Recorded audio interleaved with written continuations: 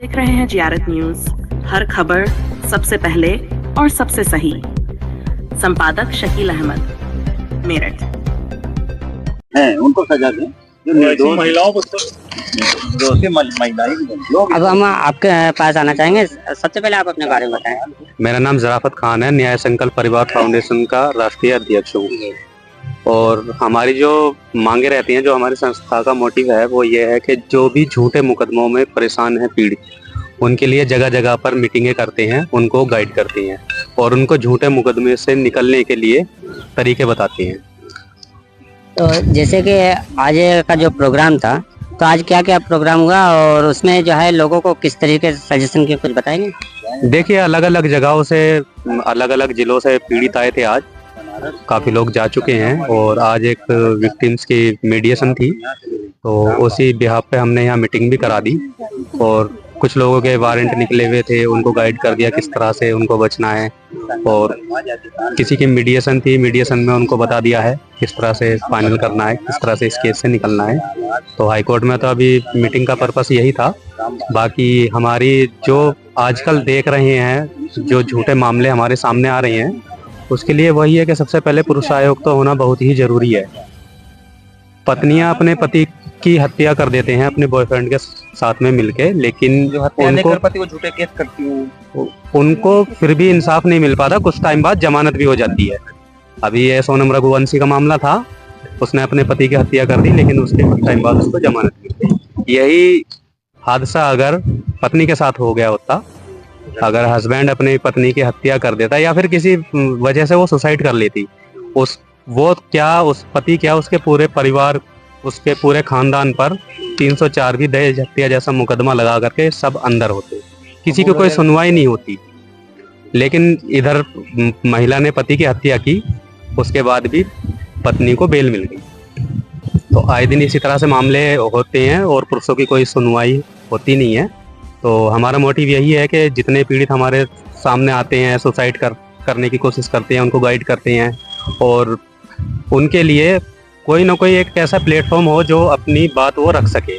उसके लिए पुरुष आयोग का होना बहुत ही जरूरी है। चलिए हम आगे बढ़ेंगे। वकील साहब, सबसे पहले हम आपका भी वेलकम करेंगे। आप अपने बारे में बताएं। नमस्कार, मैं Shubham Singh, advocate, Allahabad high court में प्रैक्टिस करता हूं। और हाँ, निश्चित रूप से कि जिस हिसाब से आप प्रेजेंट टाइम में देखा जा रहा है कि जो महिलाओं के पक्ष में जो कानून बने थे, ऐसा है कि पहले जब महिलाओं के पक्ष में कानून बने थे तो महिलाएं वाकई में पीड़ित थी, पढ़ी लिखी नहीं थी, घरों में रहती, तो उनको कोई सहयोग नहीं, तो उनके पास एक संबल था कानून का।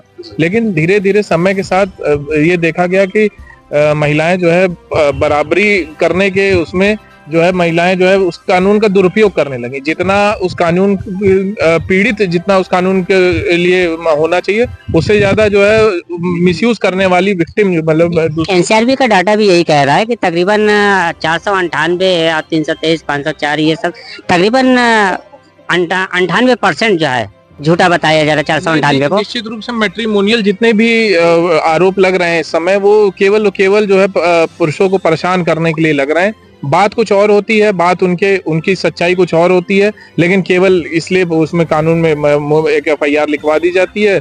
और सुप्रीम कोर्ट के और माननीय हाई कोर्ट के बहुत सारे जजमेंट है, जिसमें ये सुप्रीम कोर्ट ने, माननीय हाई कोर्ट ने लगातार कहा है कि पति के अलावा जो और भी रिश्तेदार हैं, उनके सास ससुर और जो बहन है, उनके भाई हैं, उनको फर्जी मुकदमों में जर्नल रोल पे ना फंसाया जाए।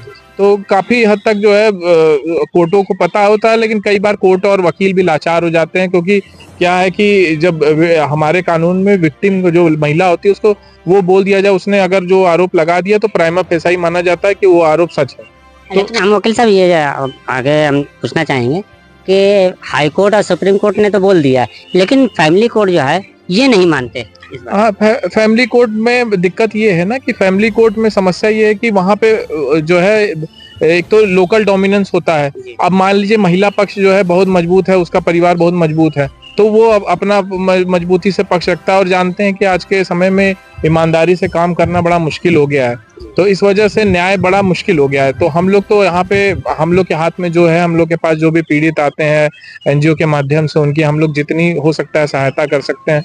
करते हैं और विधिक जो भी राय होती है जिसके लिए हम और जगह अगर फीस लेते हो तो लेते हैं, लेकिन यहाँ पे जो है एनजीओ के माध्यम से जो भी पीड़ित पुरुष आते हैं उनको हम जो है वो फ्री में सलाह देते हैं। आपका जो है बहुत बड़ा योगदान है, लेकिन हम एक बात और जानना चाहेंगे कि एक परिवार का तो मामला तो है ही है, लेकिन एक हनी ट्रैप बहुत तेजी से आगे बढ़ रहा है कि एक लड़की जो है कई कई लोगों को केसों में उलझा कर रखती है, ब्लैकमेल करती है और यहाँ तक कि मर्डर तक होता है। तो इस पर आप क्या कहेंगे? नहीं, इसमें तो ये है कि सही बात है कि हनी ट्रैप जैसे अपराध बहुत ज्यादा बढ़ गए हैं। इसके नाम पे लोगों से पैसे उगाही करी जाती है। पहले उनसे जो है चिगनी चुगड़ी बातें करके उनको फंसाया जाता है, फिर उसके बाद उनसे हनी ट्रैप करके लाखों रुपए लिए जाते हैं। और कई बार इसमें क्या होता है कि न्यायालय और वकील और कोई भी जो है, क्योंकि कागज पे एविडेंस पे सारी चीजें चलती हैं, एविडेंस पे उसने कह दिया कि मेरे साथ गलत हुआ है, तो कई बार हम लोग भी जो है एकदम हाथ खड़े कर देते हैं, हम लोग भी कोई सहायता नहीं कर पाते हैं। तो इसके एवज में लड़कियां जो है जब वो विक्टिम हॉस्टाइल होती हैं, अपने आप को हॉस्टाइल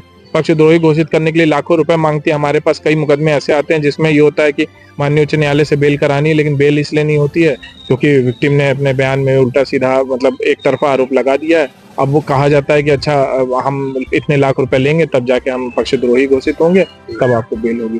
तो ये तो निश्चित रूप से मिसयूज तो हो ही रहा है कानून। इसीलिए हम लोग जो है एनजीओ के माध्यम से और जहाँ हम लोग होते हैं, हम लोग जो है पुरुष आयोग की मांग कर रहे हैं। हम आपसे एक बात और जानना चाहेंगे कि जो लोग ऐसे केसों में फंसे हैं उनके लिए आपकी क्या सलाह है कि इस केस से कैसे बचना चाहिए, क्या उनको स्टेप लेना चाहिए ताकि बेनिफिट मिले? देखिए, प्रिकॉशन जो है जरूरी है और कोशिश ये करा जाए कि पहले अगर इस तरह के फर्जी मुकदमे अगर महिला दर्ज करने की कोशिश करती है तो उस पे आप जो है, अगर आपको पहले प्राइमा फेसाई पता चल जा रहा है कि नहीं हमारे खिलाफ ये मुकदमे दर्ज होने वाले हैं, ऐसा कुछ होने वाला है, तो आप पहले अपनी तरफ से एक कंप्लेन जो है कॉम्पिटेंट अथॉरिटी को, पुलिस को या फिर उसको दे दीजिए कि ताकि जो है कम से कम आप ये हो जाए कि मतलब आपको आपके पास एक एविडेंस रहे कि हाँ ये फर्जी मुकदमा हमारे खिलाफ लिखवाने जा रहे थे। अब बाकी तो जो है समय आप जान ही रहे हैं, ऐसा खराब चल रहा है कि कुछ किया नहीं जा सकता। चलिए, बहुत बहुत धन्यवाद।